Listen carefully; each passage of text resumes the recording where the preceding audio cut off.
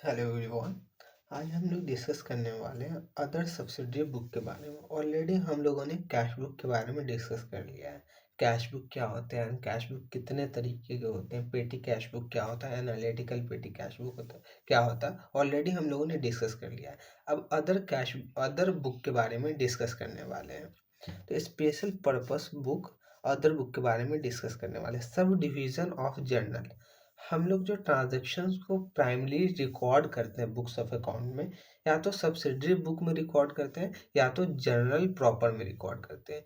जो transaction subsidiary book के अंदर नहीं आता उसको हम लोग जर्नल प्रॉपर के अंदर रिकॉर्ड करते हैं। तो हम लोग ने सब्सिडरी बुक के अंदर कैश बुक ऑलरेडी डिस्कस कर लिए हैं। अब अदर हम लोग सब्सिडरी बुक को डिस्कस करने वाले, जैसे purchase book, sales return book, purchase return book.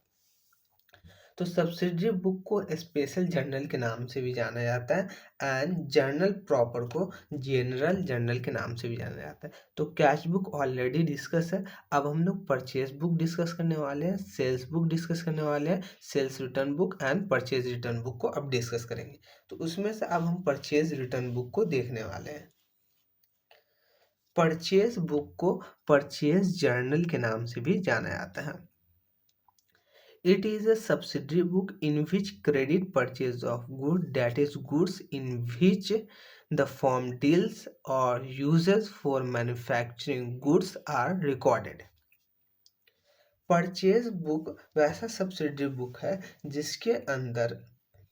जिसके अंदर कंपनी जो है क्रेडिट परचेज ऑफ गुड्स को रिकॉर्ड करती है। ऑर्गेनाइजेशन जो है क्रेडिट परचेज ऑफ गुड्स को रिकॉर्ड करती है।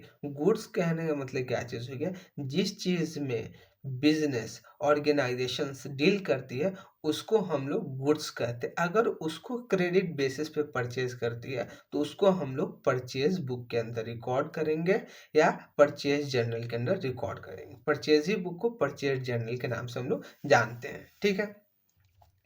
It does not include cash purchase of goods and purchase of other item like purchase of fixed asset.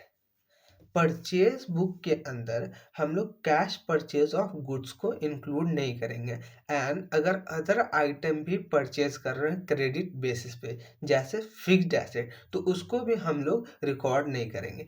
Purchase book के अंदर में हम लोग वैसे ट्रांजैक्शंस को रिकॉर्ड करेंगे जो क्रेडिट परचेज ऑफ गुड्स का हो, क्रेडिट परचेज ऑफ गुड्स का हो, नॉट नॉट फिक्स्ड एसेट का भी नहीं होना चाहिए। मतलब जो बिजनेस का, जो ऑर्गेनाइजेशंस का ऑपरेटिंग एक्टिविटी है, अगर उस गुड्स को अगर क्रेडिट बेसिस पे परचेज करते हैं तो उसको हम लोग परचेज बुक के अंदर रिकॉर्ड करते हैं। Entry is passed in purchase book on the basis of invoice received from the supplier with the amount net of trade discount। जो हम लोग एंट्री पास करेंगे बुक्स ऑफ अकाउंट में, डेट इज परचेजेस बुक में, वो invoice received के basis पे entry पास करेंगे। ठीक है। और वो इनवॉइस में जो होगा वो नेट ऑफ ट्रेड पे हम लोग नेट ऑफ ट्रेड पे रिकॉर्ड करेंगे। इसका मतलब क्या है, जो लिस्ट प्राइस है और कैटलॉग प्राइस है गुड्स का उसमें से ट्रेड डिस्काउंट को लेस कर देंगे। बाकी जो अमाउंट आएगा उतने वैल्यू पे हम लोग गुड्स को रिकॉर्ड करेंगे परचेज बुक्स ऑफ अकाउंट में, परचेजेस बुक में रिकॉर्ड करेंगे।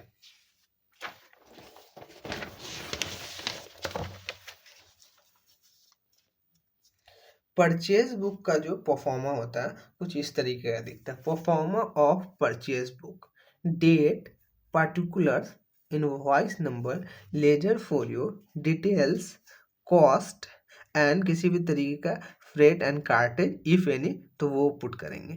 Input CGST, input SGST, input IGST and total कर लेंगे। अगर हम लोग परचेज पे कोई टैक्स पे कर रहे हैं तो वो भी हम लोग पुट करेंगे। ठीक है। डेट वाले कॉलम में पुट करेंगे किस डेट को हम लोग परचेज करें। लेट से हम लोगों ने 1 अप्रैल को परचेज किया।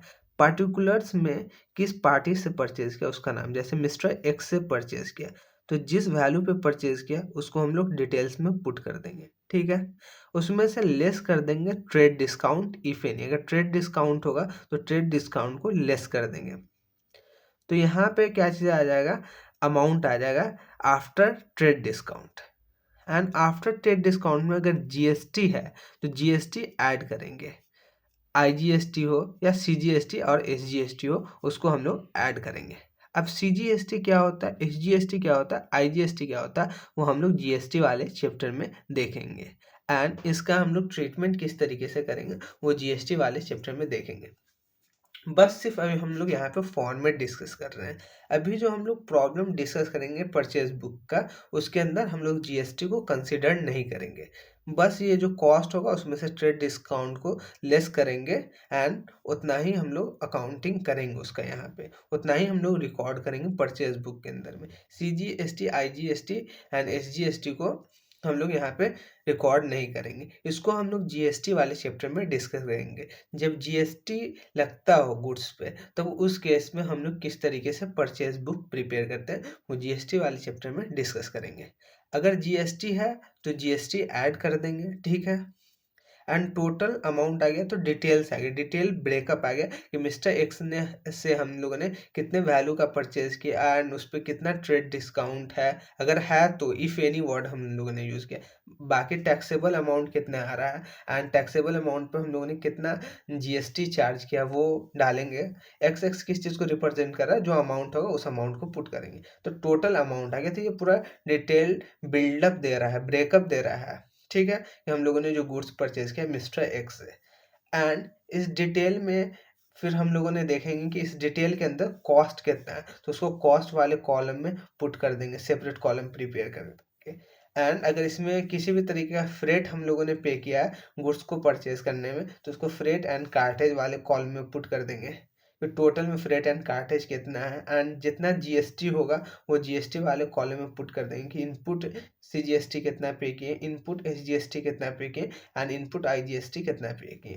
तो इसका हम लोग फिर टोटल कर देंगे कि टोटल हम लोग के लिए परचेज कॉस्ट कितना पड़ा मिस्टर एक्स से। पार्टिकुलर्स के अंदर name of the seller of goods, मतलब कौन सेलर है गुड्स का, किस पार्टी से हम लोग परचेज कर रहे हैं उसका नाम लिख देंगे, जैसे यहाँ पे मिस्टर एक्स हमारे एग्जांपल के केस में। डिस्क्रिप्शंस ऑफ आर्टिकल, मतलब गुड्स का क्वांटिटी, साइज, क्वांटिटी, रेट सारा पुट कर देंगे। Descriptions of article, price per unit payable and quantity purchase. Second, GST can be recovered in future as ITC, it shall be shown as a separate asset, ठीक है। इसको ignore कर दो, इसको GST वाले चैप्टर में देखेंगे।